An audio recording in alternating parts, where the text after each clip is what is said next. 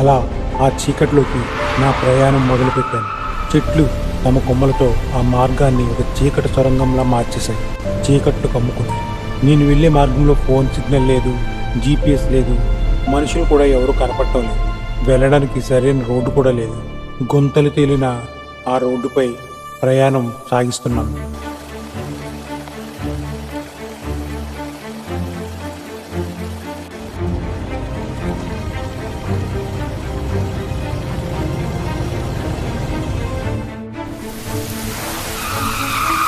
ఫైనల్గా నేను ఆ డార్క్ ఎస్టేట్ను చేరుకున్నాను.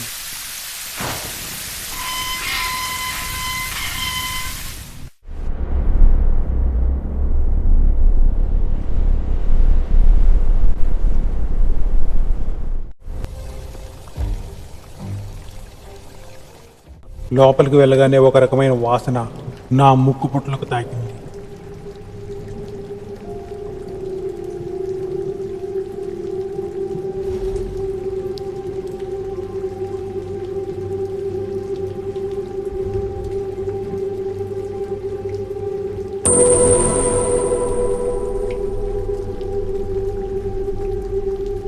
ఇక్కడ టైం గడిచే కొద్దీ టెంపరేచర్ దారుణంగా పడిపోతుంది. నిజం చెప్పాలంటే ఇక్కడ ఎటువంటి పారానార్మల్ యాక్టివిటీ లేదు, చీకటి దుర్వాసన తప్ప. తొందరగా మిగిలిన గదులన్నీ షూట్ చేసేసి ఈ కంపు నుంచి బయటపడి ఇంటికి వెళ్ళిపోవడం బెటర్ అనిపించింది. వెంటనే నా కెమెరాతో రికార్డింగ్ మొదలుపెట్టాను. ఏం జరిగిందో తెలియదు కానీ నన్ను దాటి ఏదో వెళ్ళింది అనిపించింది. వెంటనే నా దగ్గర ఉన్న థర్మల్ ఇమేజ్ కెమెరాను ఆన్ చేశాను. ఒక్కసారిగా నా వెన్నులో వణుకు మొదలైంది. అక్కడ ఒకటి కాదు, రెండు కాదు, చాలామంది మనుషుల ఆత్మలు నా వైపే కోపంగా చూస్తున్నాయి. కొన్ని తలలు వంచి నిలబడున్నాయి, మరికొన్ని గోడల మీద వేలాడుతున్నాయి. అప్పటికే అవి నన్ను చుట్టుముట్టేస్తున్నాయి.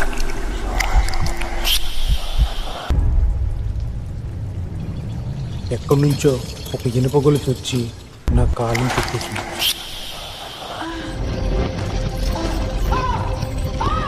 ఆ గొలుసులు నన్ను ఉరికీయడానికి వేలాడదీశాయి. అప్పటి వరకు వినిపిస్తున్న గుసగుసలు కాస్త పెద్ద అరుపులుగా వినబడుతున్నాయి. నాకు అర్థమైంది, అవే నాకు ఆఖరి క్షణాలు అనిపించింది. ఆ రూపాలన్నీ నా కంటికి కనిపిస్తున్నాయి. నేను ఊపిరి కోసం విలువలాడుతున్నాను. అప్పుడే ఏదో శబ్దం వినబడింది. నేను కష్టం మీద తల తిప్పి చూస్తే అక్కడ ఒక యువతి ఆ చీకట్లో ఆమె లాంతర పట్టుకొని జుట్టు విరబూసుకొని నిలబడి ఉంది. ఆమె ముఖం నాకు స్పష్టంగా తెలియట్లేదు. తను మనిషా లేక మరొకట? ఆమె గట్టిగా అరిచింది. ఏం చెప్పిందో అర్థం కాలేదు కానీ నా సంకెళ్ళు నన్ను వదిలేశాయి. అక్కడ ఉన్న రూపాలన్నీ నెమ్మదిగా మాయమైపోయాయి. నేను కింద పడి స్పృహ తప్పాను.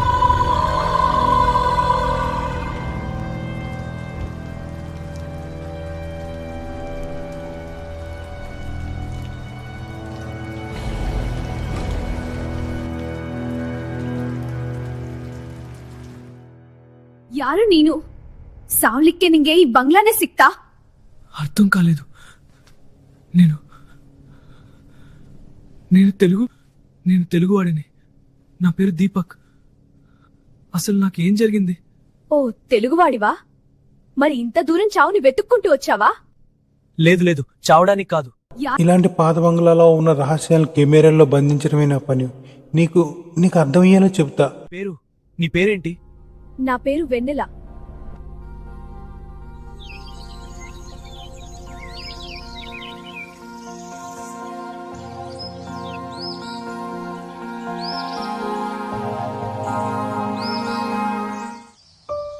వెన్నెల, సమయానికి నువ్వు రాకపోతే నేను ఏమైపోయేవాడినో. అసలు ఎవరు నువ్వు? ఆ సమయంలో అక్కడ ఒంటరిగా ఏం చేస్తున్నావు? అసలు ఇక్కడ ఏం జరుగుతుంది? నేను ఈ అడవి బిడ్డను. నేను పుట్టింది ఆ బంగ్లాలోనే, పెరిగింది ఈ అడవి తల్లి నీడలోనే. అమ్మా, నీ పిలుపు విన్నాను. ఇప్పటికీ 22 సంవత్సరాల క్రితం ఆ బంగ్లాలోనే నా తల్లితో పాటు ఇక్కడ పనిచేసేవారి బతుకులు ఊడిదైపోయాయి. ఈ ఎస్టేట్ ఓనర్ పేరు జగన్నాథ్ స్వామి.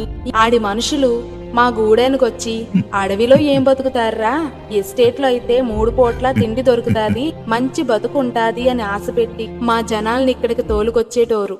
నేను అమ్మ కడుపున పడ్డాక మా నాయన చనిపోయాడు. ఆ బాధను దిగమింగుకుని బతుకు తెరువు కోసం మా అమ్మ కూడా ఈ ఎస్టేట్లోనే పనికి చేరింది. వాళ్లకు ఈ నరకంలోకి అడుగు పెట్టడమే తెలుసు కాని మళ్ళీ వెనకపోయే దారే లేదని తెలీదు సామి. వాళ్ళ చేత రక్తం పీల్చేలా ఎట్టి చాకరీ చేయించుకుని బానిసల్లా చూసేటోడా దొర. ఒక్కసారి లోపలికొచ్చినోడు ముసలోడైనా అవిటోడైనా చచ్చాక కూడా బయటకు పోలేడు. చనిపోయిన వాళ్ళ శవాల్ని ఆ తోటల్లోనే ఎరువుగా పాతేసేటోళ్ళు. ఎవడైనా ఎదురు తిరిగితే ఆ బంగ్లా వెనకాలన్న గోదాముల్లో తోసి సంకిళ్ళేసేటోళ్ళు.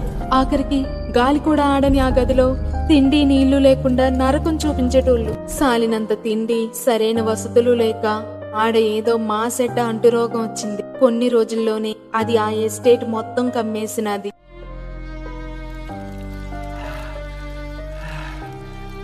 మందో మాకో వేసి వాళ్ళ పానాలు కాపాడాల్సిన ఆ దొర బయట లోకానికి తన పాపం తెలియకూడదని ఉన్నోళ్ళందరినీ ఆ గోదాములోనే తోలేసి నిప్పంటించమని చెప్పాడు ఆ రాక్షసుడు. ఒక పక్క ఆ మంటల్లో వాళ్ళ పానాలు కాలి బూడిదవుతుంది, ఇంకో పక్క నెలలు నిండి నేను ఈ భూమి మీద పడ్డాను. ఆ రోగం సోకి తాను చనిపోతానని తెలిసి మా అమ్మ దయాగుణమున్న ఒక సెక్యూరిటీ గార్డు చేతిలో నన్ను పెట్టింది. గూడెంలో ఉన్న తన వాళ్లకు ఎలాగైనా అప్పచెప్పమని, నాకు ఎన్నెలా అని పేరు పెట్టమని చెప్పి కన్ను మూసి ఆ మంటల్లోనే మిగతా వారితో పాటు బూడిదైపోయింది మా అమ్మ. నన్ను పెంచినోళ్ళు నా చిన్న వయసులోనే నా పుట్టుక గురించి ఈ ఎస్టేట్ గురించి చెప్తూ వచ్చారు. ఆ దొరికి కూడా అదే అంటువ్యాధి సోకిందట. దాంతో పానభయంతో ఈ ఎస్టేట్ వదిలి పారిపోయాడని అనుకునేవారు. నాకు ఊహ తెలిసేసరికి ఇక్కడ పనులన్నీ ఆగిపోయి ఆ బంగ్లా ఖాళీ అయిపోయింది. నెమ్మదిగా ఇదంతా పాడుబడిపోయి దయ్యాల బంగ్లా అని పేరు తెచ్చుకుంది. కానీ మా అమ్మను ఒక్కసారైనా చూడాలనే పిచ్చితనంతో నేను ఈ ఎస్టేట్లోనే తిరగడం మొదలు పెట్టాను. తల్లి ప్రేమను చావు కూడా విడదీయలేదు సామి. అందుకే నా అమ్మ నాకు కనిపించేది, నన్ను లాలించేది, ఆడించేది.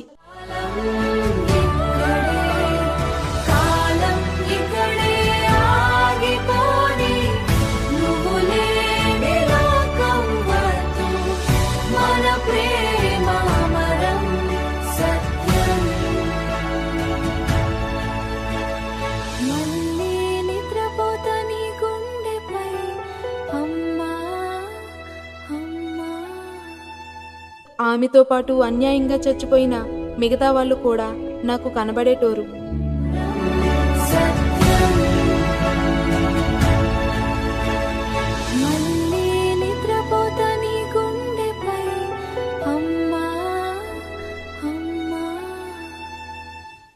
వెన్నెల, నేను ఇంత బాధను దాచుకున్నావంటే నమ్మలేకపోతున్నాను. సామి, నేను గుండెల్లో కేవలం బాధనే దాచుకున్నాను.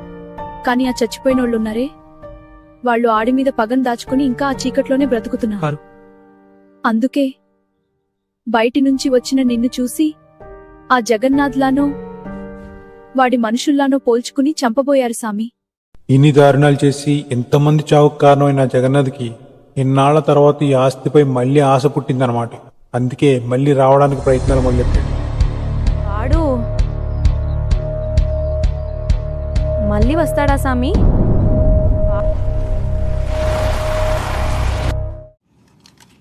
నేను ఆ ఎస్టేట్ నుంచి వచ్చేసిన వెన్నెల గతం, ఆ ఆత్మల ఆక్రందనలు నన్ను వెంటాడుతూనే ఉన్నాయి.